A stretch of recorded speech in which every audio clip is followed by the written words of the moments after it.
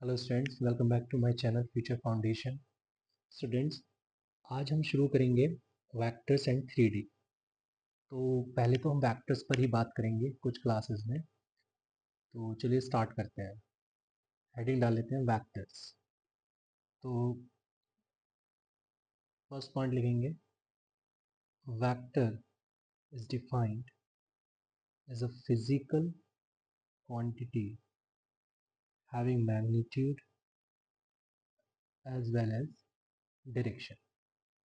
तो एक क्वांटिटी है फिजिकल वेक्टर जिसके पास मैग्नीट्यूड और डायरेक्शन बोथ होते हैं। इसी में आगे कंटिन्यू करेंगे। It is represented it is represented by a line segment जैसे एक लाइन सेगमेंट ए बी है ना। इसके एंड्स ए एंड बी है। तो लाइन सेगमेंट जो रिप्रेजेंट कर रहा है वो तो इस वेक्टर का मैग्नीट्यूड रिप्रेजेंट कर रहा है। ठीक है। तो अगर हम बात करें मैग्नीट्यूड की वेक्टर के, तो वो तो लाइन सेगमेंट की लेंथ रिप्रेजेंट कर रही है। अब इसकी डायरेक्शन भी अगर हम बोलें, तो अगर मैं फ्रॉम ए टू बी इसकी डायरेक्शन दे देता हूँ, ठीक है, तो इसकी डायरेक्शन हो गई ए से बी। तो हम यहाँ पे बोलेंगे कि A B vector has magnitude mod A B vector and its direction is from point A to point B. Right.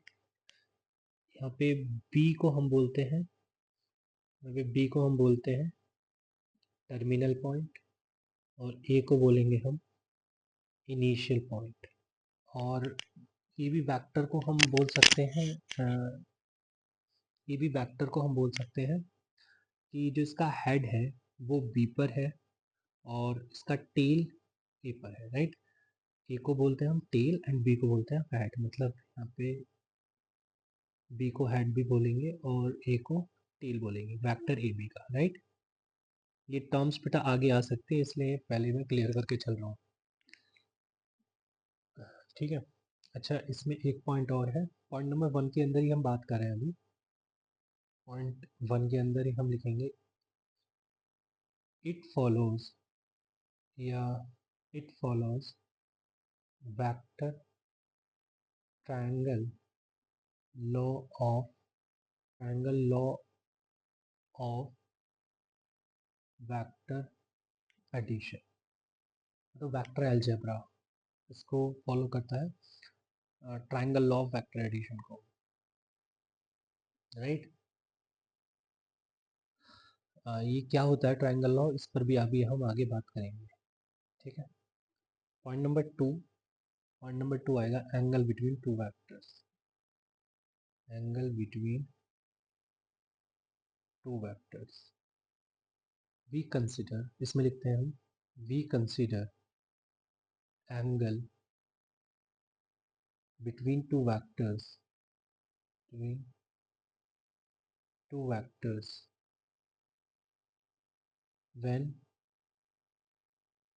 rays are discreted. It means, suppose करो कि ये ट्रायंगल है ए बी सी। ठीक है। तो नॉर्मल अलजेब्रा में या geometry में हम अगर ट्रायंगल में एंगल की बात करें, तो एंगल हम बोलेंगे ए बी सी, है ना, जो वर्टिसेस पर है, इंटरनल एंगल्स की अगर बात करें। Right.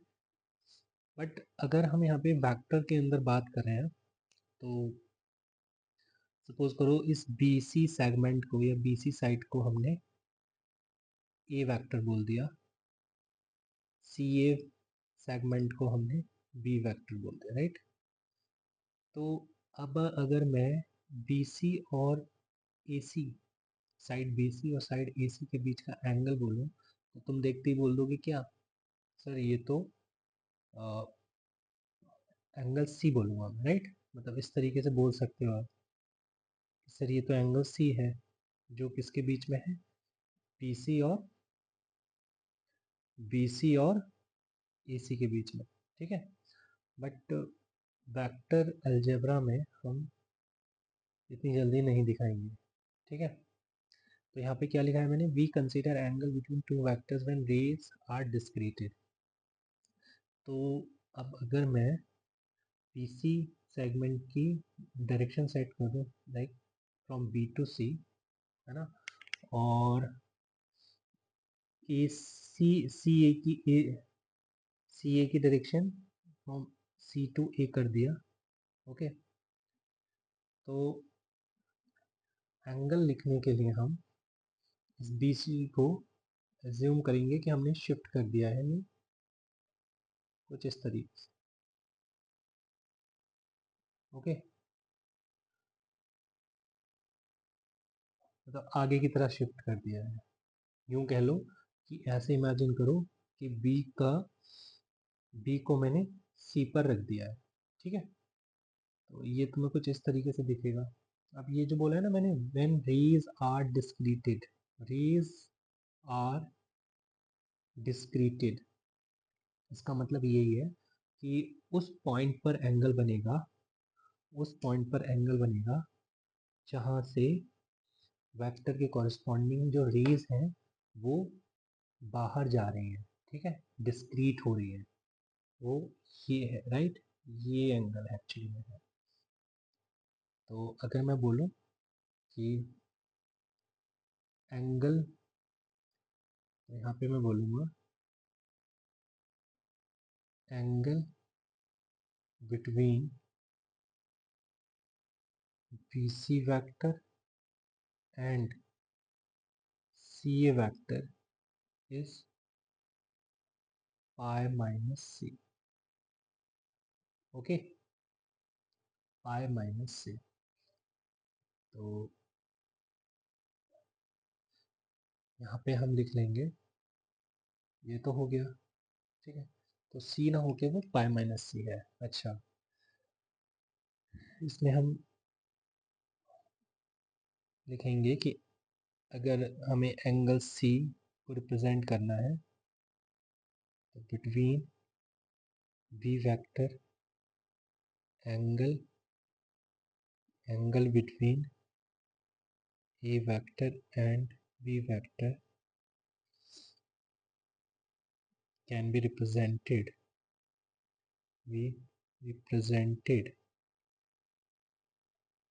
by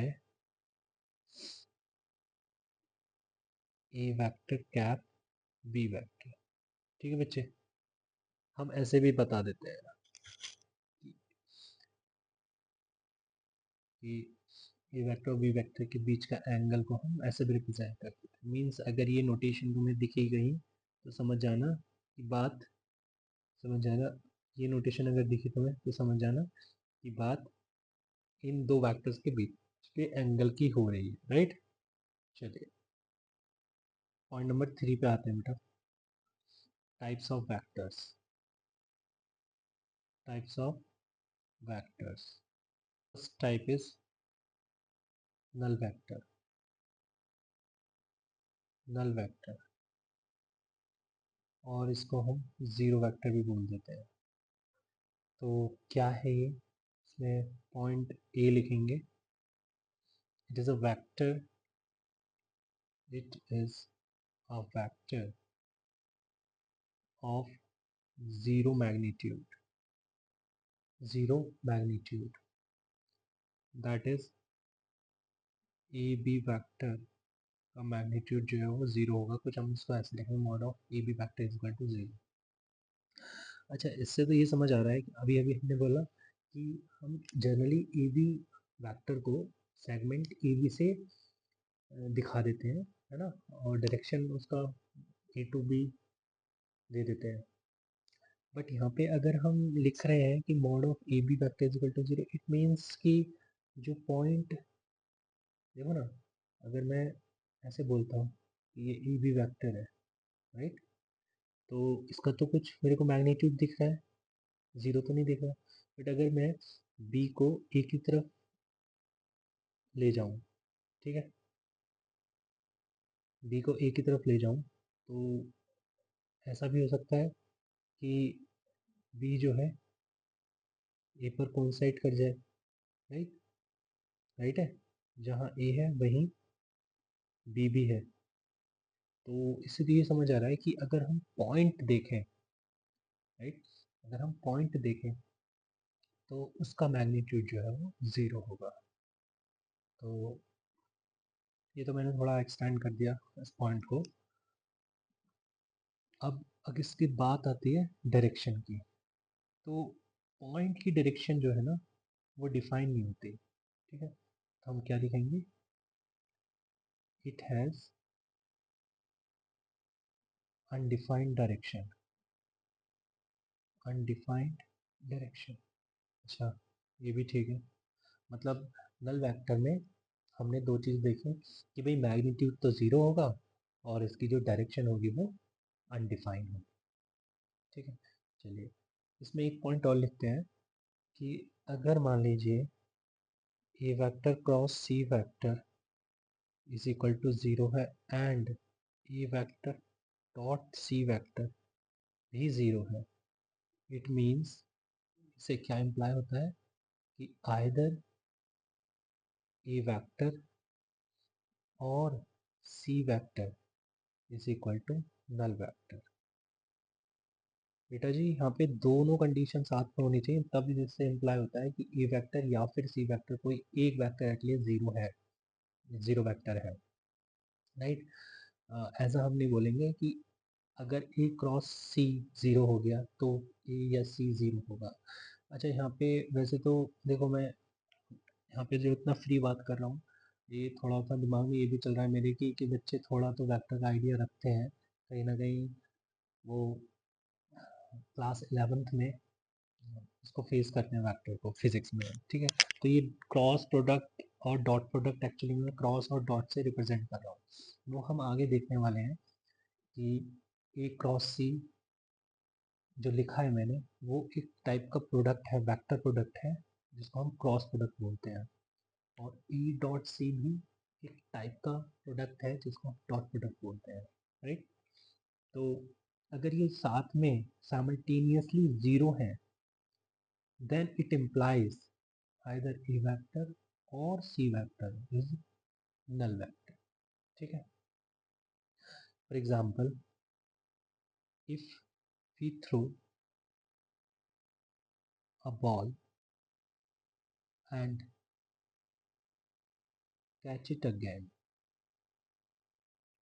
then its displacement is zero, है ना। ये तो समझ आ रहा है कि भाई अगर मैं बॉल को थ्रो करता हूँ ऊपर और फिर से इसे कैच कर लेता हूँ, देन उसका जो डिस्प्लेसमेंट होगा वो तो ज़ीरो होगा। तो यहाँ पे जो डिस्प्लेसमेंट है, here displacement is a vector quantity, vector quantity. और अगर डिस्प्लेसमेंट जीरो है it means displacement vector zero vector है, राइट। इस पर्टिकुलर केस में डिस्प्लेसमेंट वेक्टर जीरो वेक्टर नहीं बोल रहा हूँ मैं, ठीक है। इस पर्टिकुलर केस में डिस्प्लेसमेंट जीरो है, तो यहाँ पे ये एग्जांपल नल वेक्टर का बन जाता है, ठीक है। ओके फाइन, चलिए बेटा, तो ये तो बात की हमने नल वेक्टर पे। अब हम नेक्स्ट टाइप पे मूव करते हैं, that is unit vector, unit vector. तो इसमें पॉइंट नंबर ए लिखते हैं, it is a vector, it is a vector of unit magnitude, unit magnitude. तो बच्चे कहेंगे हाँ सर इतना तो समझ आ गया, अगर जीरो वेक्टर को हम ऐसे डिफाइन करते हैं कि जिसका मैग्नीट्यूड जीरो हो, तो यूनिट वेक्टर को ऐसे डिफाइन करेंगे जिसका magnitude unit vector, right, that is mod of AB vector is equal to 1। Okay, तो सर अब इसकी डायरेक्शन की बात आएगी। तो बेटा डायरेक्शन तो वही A to B होगी, है ना, क्योंकि इसकी तो लेंथ है अदर देन 0, तो वैसे ही लिखूंगा मैं, इट इज अ वेक्टर या it is represented by a cap which represents direction of AB vector. Actually में AB वेक्टर का जो मैग्नीट्यूड है वो तो 1 है, राइट, और हम AB वेक्टर को A कैप से भी डिनोट कर सकते हैं, A कैप से भी डिनोट कर सकते हैं, और A कैप साथ में AB वेक्टर को भी रिप्रेजेंट कर रहा है, राइट। ओके, इतनी बात क्लियर है। चलिए, point C, in XY plane, in XY plane हमने एक XY प्लेन डिनोट दिखाया, तो this is X axis, this is Y axis. XY plane में अगर मैं यूनिट वेक्टर दिखाना चाहूँ एक्सिस पर, अलोंग X एक्सिस और अलोंग Y एक्सिस, तो ये आई कैप हो जाएगा, तो इसकी ऑपोजिट डायरेक्शन में माइनस आई कैप हो जाएगा, Y डायरेक्शन में जे कैप, Y की ऑपोजिट डायरेक्शन में माइनस जे कैप, ठीक है। तो ये आई कैप जे कैप किसको रिप्रेजेंट कर रहे हैं, यूनिट वेक्टर को रिप्रेजेंट कर रहे हैं along x axis and along y axis, right. But अगर ऐसा हो, बच्चा तो ये बोलेगा ना कि ज़रूरी तो नहीं है सर एक्स वाई प्लेन में एक्स एक्सिस और वाई एक्सिस के अलोंग ही हमें यूनिट वेक्टर देखने हैं। चलिए, तो इस बात को भी लिख लेते हैं, in X Y plane not on X axis और Y axis, unit vector is equal to plus minus cos theta I cap plus sine theta J cap. ये cos थीटा आई कैप प्लस साइन थीटा जे cap ही मैंने क्यों लिखा है, इसके लिए बेटा थोड़ा वेट करना पड़ेगा, सेम इसी क्लास में मैं बताऊंगा, ठीक है। बट ये कैसे आया है इसके लिए थोड़ा सा वेट कर लो, बस मैं यहाँ पे थोड़ा रिप्रेजेंट करके दिखा देता हूँ। दिस इज ए बी, ये एक्स एक्सिस के अलोंग है, इसको आई कैप बोल दिए, वाई एक्सिस के अलोंग है, इसको जे कैप बोल दिए, तो एक्स एक्सिस के अलोंग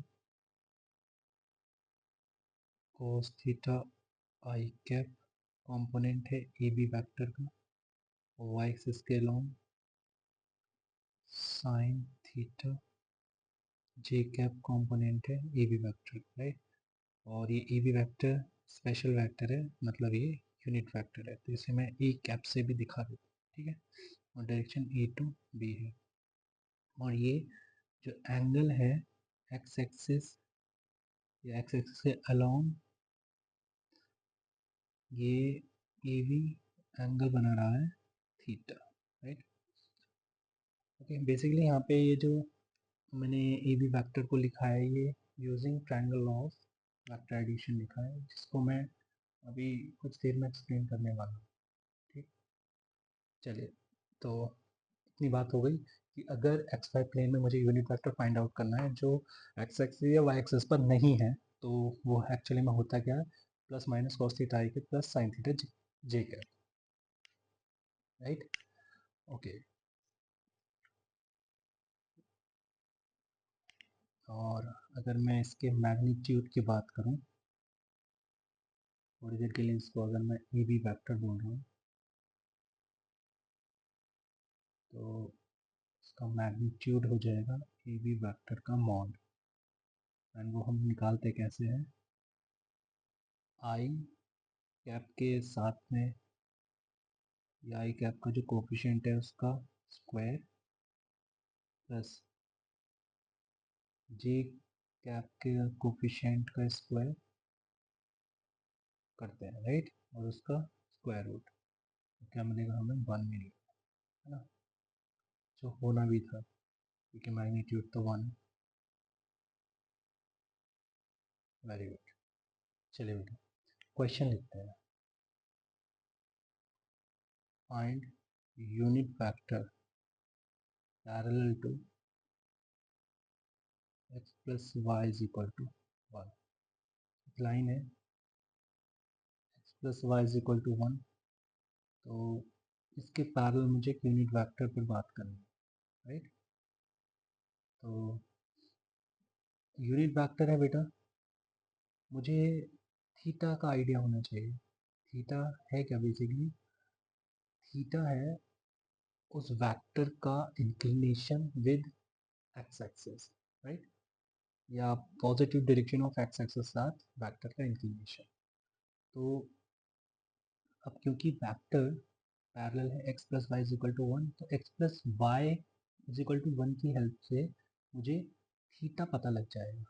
मैं जानता हूँ x plus Y is equal to 1 का जो स्लोप है वो -1 है, मतलब जो थीटा है वो 135 डिग्री है, ठीक है। तो यहाँ पर अगर मैं ए बी की बात करूँ तो इसका इंक्लिनेशन तो 135 डिग्री आ गया है, राइट। तो मैं लिख सकता हूँ unit vector is equal to plus minus cos 135 degree I cap plus sign 135 degree J cap. cos 135 -1/√2 होता है, -1/√2 आई कैप प्लस साइन 135 1/√2 होता है, सो 1/√2 जे कैप। ये बेटा यूनिट वेक्टर हो गया, राइट, कोई दिक्कत नहीं है, इस पर तो बात हो गई। अब हम एक क्वेश्चन और लिखते हैं, find unit vector parallel to tangent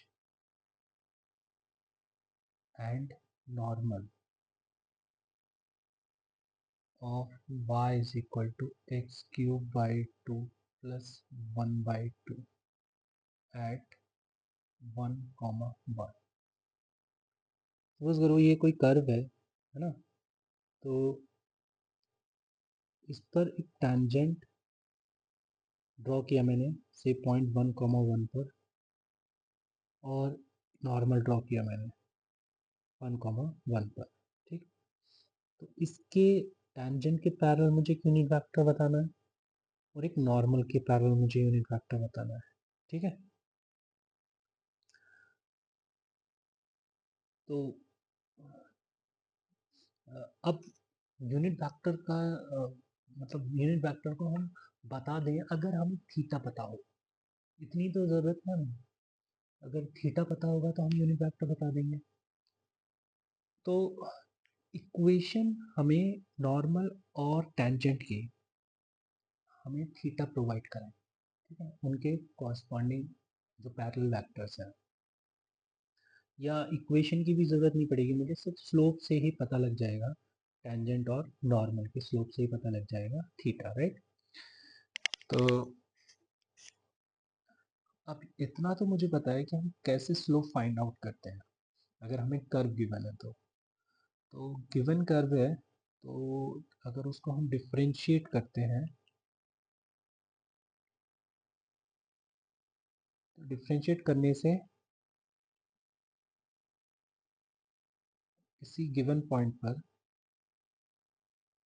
हमें स्लोप ऑफ टेंजेंट पता लग जाता है, राइट।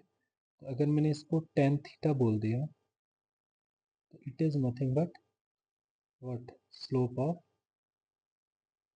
Tangent, right. तो स्लोप टेंजेंट का टेन थीटा है। अब टेन थीटा से मुझे क्या मिल जाएगा, साइन थीटा और कॉस थीटा। तो कॉस थीटा तो हो गया बेटा 2/√13, है ना, और साइन थीटा हो गया 3/√13। तो यहाँ पर मैं कह सकता हूँ unit vector parallel to tangent is equal to plus minus cos theta I cap, मतलब 2/√13 i cap plus 3/√13 j cap, right. Okay, अब नॉर्मल की ओर बात कर लेते हैं। तो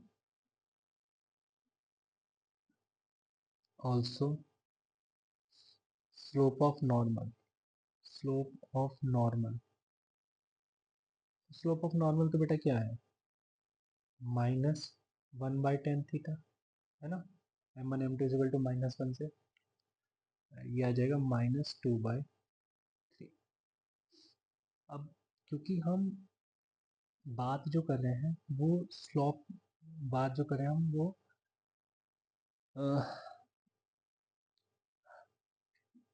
थीटा के रेस्पेक्ट में कर रहे हैं, है ना।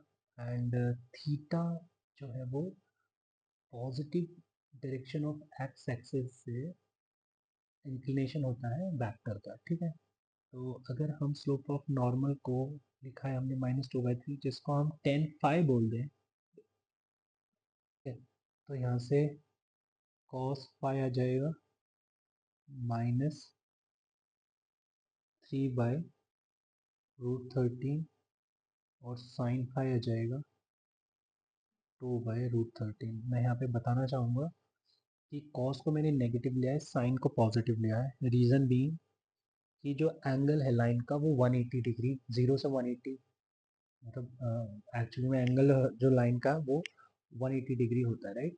तो मतलब कह सकता हूँ मैं कि ये जो मूव करेगा,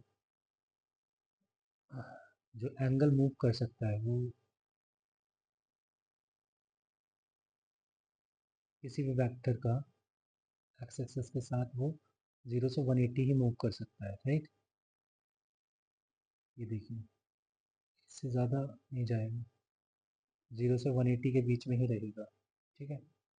180 से ज़्यादा नहीं जाएगा। आप समझ रहे हैं मैं क्या बोल रहा हूँ, कि से ये कोई एंगल है, एक्यूट एंगल, राइट, से थीटा 1। अब मान लीजिए कोई ये एंगल है थीटा 2, मतलब अगर 180 से ज़्यादा हुआ तो वो जो सेगमेंट है वो रिपीट हो जाएगी, ठीक है। इसको थोड़ा फील भी करना पड़ेगा तुम्हें। जैसे ये सेगमेंट है ना ए बी, मान लीजिए इसका इंक्लिनेशन ये थीटा है, ये थीटा 1 है, ठीक। अब मैंने इस इंक्लिनेशन को से चेंज कर दिया, इंक्रीज कर दिया, थीटा 1 से थीटा 2 ले गया, ओके। फिर चेंज कर दिया मैंने, थीटा 3 ले गया।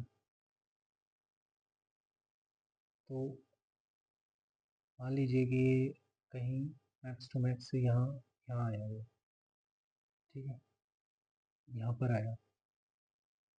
अब जैसे ही इससे आगे ले जाओगे, लाइक इधर ले जाओगे, तो सेग मतलब ये जो सेगमेंट है ये किस पर कोइंसाइड कर गई, ए बी लाइन पर कोइंसाइड कर गई नहीं।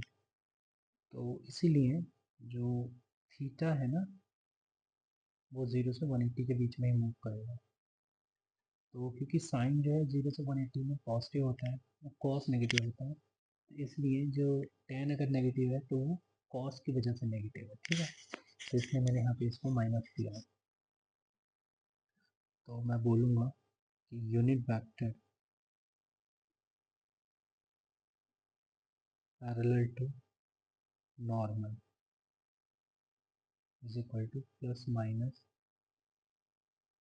कॉस थीटा आई कैप बोलते हैं ना, तो -3/√13 i cap plus 2/√13 j cap.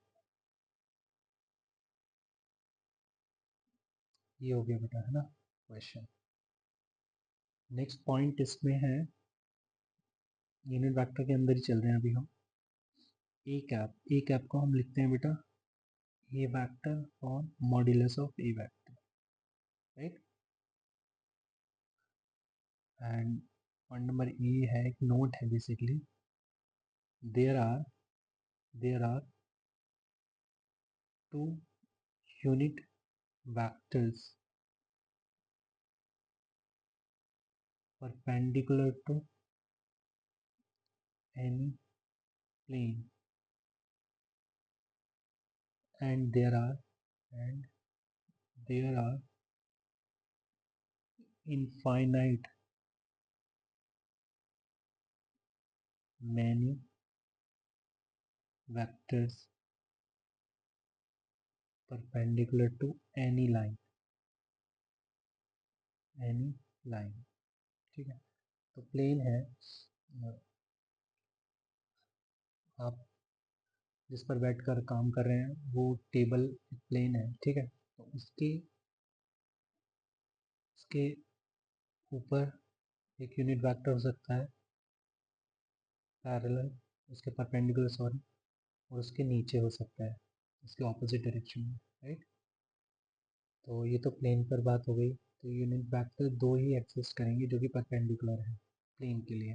But अगर हम लाइन की बात करें, उस पर एक लाइन सेगमेंट लाइन सेगमेंट है, उस पर इनफाइनाइट मैनी वेक्टर्स हो सकते हैं। ऐसा इसलिए बोला, सपोज करो आपने एक लाइन सेगमेंट, सपोज करो ये आपके फिंगर है, ठीक है, उसके अपवर्ड डायरेक्शन में एक यूनिट वेक्टर लग सकता है, उसकी उसके ऑपोजिट एक यूनिट वेक्टर लग सकता है, ठीक है। उसके राइट में, फिंगर के राइट में एक से, ये इंक्लाइन नहीं है एक्चुअली में, ये भी परपेंडिकुलर ही है, बट क्योंकि ये मैं प्लेन में ड्रॉ कर रहा हूँ तो आपको ऐसा लग रहा है कि मैं इंक्लाइन ड्रॉ कर रहा हूँ, है ना। आपके फिंगर के जस्ट आप इमेजिन करिए, आपके फिंगर है, उसके अपवर्ड डायरेक्शन में आपने एक यूनिट वेक्टर लगाया, ठीक है, वो परपेंडिकुलर हो गया। बट ऐसे ही आप सामने की फ्रंट में भी लगा सकते हैं, है ना। आपकी फिंगर के जस्ट फ्रंट में अपना पेन रखिए, ठीक है, तो वो भी परपेंडिकुलर हो गया, राइट। ऐसे ही अगर आपने फ्रंट में लगाया तो आप बैकवर्ड डायरेक्शन में भी लगा सकते हैं, ठीक है, परपेंडिकुलर। तो ऐसे आप जस्ट जो आपने फ्रंट में लगाया उसको थोड़ा और रोटेट करिए, वो भी परपेंडिकुलर हो सकता है, ठीक है, आपकी फिंगर में। तो मतलब इनफाइनाइट मेनी वेक्टर्स इस तरीके से ड्रॉ हो सकते हैं, ठीक है। ये परपेंडिकुलर है, ये भी परपेंडिकुलर है, ठीक है, ये भी परपेंडिकुलर है, इस तरीके से, राइट। चलिए, तो ये तो बात हुई बेटा यूनिट वेक्टर पर। अब हम बात करते हैं, पहले हम बात कर लेते हैं triangle law of vector addition, ठीक है। तो हेडिंग डालते हैं triangle law of vector addition, triangle law of vector addition, ये क्या है, तो लिखेंगे the triangle law of vector addition states that two vectors represented by two sides by two sides of a triangle taken in order, then their vector sum is represented by the third side by the third side of the triangle taken in the opposite direction,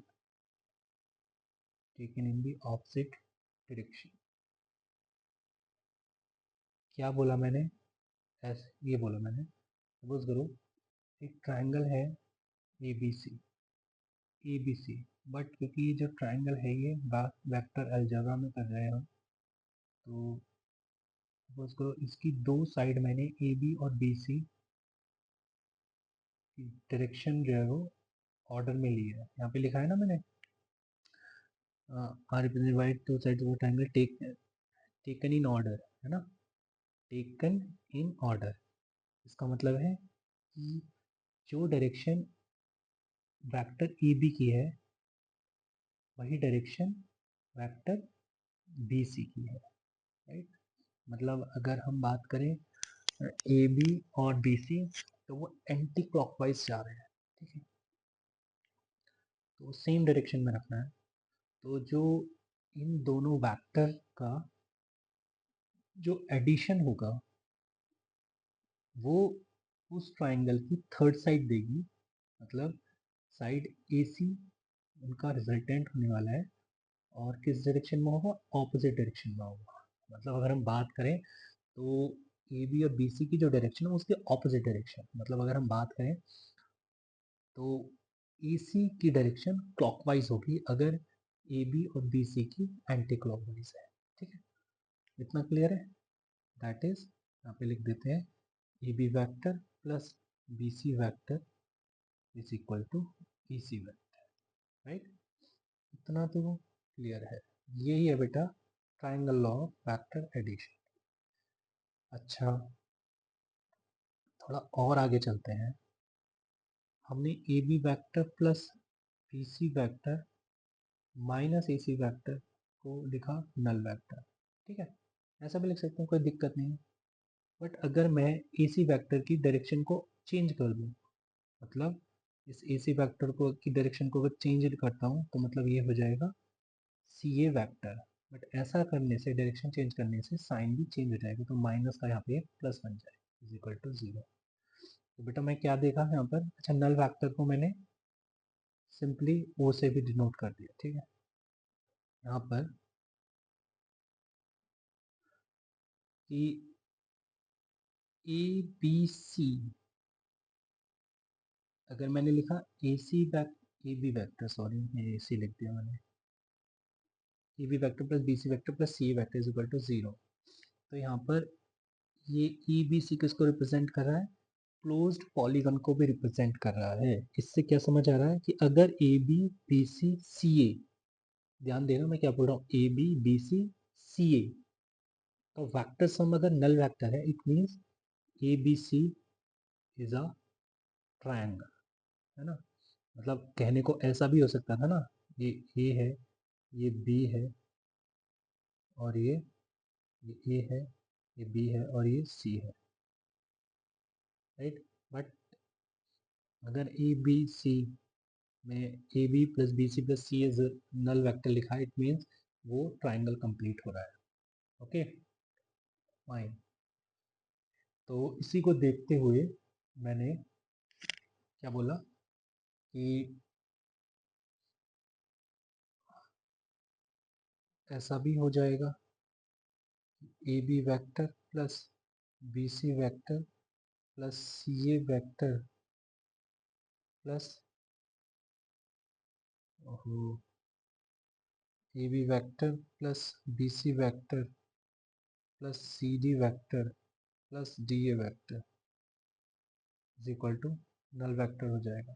तो ये बात तो हुई कि अगर A B C D is a quadrilateral, है ना, तो ऐसा होगा। तो फिर इससे हम उल्टा भी जा सकते हैं कि A B vector plus B C vector plus C D vector is equal to minus D vector और ए डी वैक्टर, राइट है बच्चे। तो कहने का ये है मतलब कि सपोज करो हमने हमने ए बी सी डी, तो A B vector, B C vector, C D vector, तो भैया ए डी वैक्टर ये हमें वैक्टर सम दे रहा है इन ए डी वैक्टर एक्चुअली में वैक्टर सम दे रहा है 3 वैक्टर्स, राइट। तो एक्चुअली में ये जो है ये ट्राइंगल लॉ से आगे गए हम, तो ये कोई क्वाड्रिलेटरल लॉ तो नहीं है, बट ये एक इसके अंदर आता है polygonal law, polygon law of vector addition, right. तो चलिए बेटा, आज की इस क्लास में हम इतना ही रखते हैं, मिलते हैं नेक्स्ट क्लास में, तब तक के लिए bye bye and take care. तो चलिए बेटा, अभी हमने इस क्लास में क्या क्या डिस्कस कर लिया है। हमने स्टार्टिंग की थी वेक्टर से, वेक्टर की डेफिनेशन लिखी, वेक्टर होता क्या है। फिर हम टाइप्स पर आए, टाइप्स में हमने 2 टाइप डिस्कस किए हैं, तो नल वेक्टर और यूनिट वेक्टर। उसके बाद हम आ गए हैं triangle law of vector addition पर, ठीक है। तो ये चीज़ें हमने आज डिस्कस की हैं वेक्टर के अंदर। तो इस क्लास में हम इतना ही रखते हैं आज, मिलते हैं नेक्स्ट क्लास में, तब तक के लिए bye bye and take care. Thank you very much.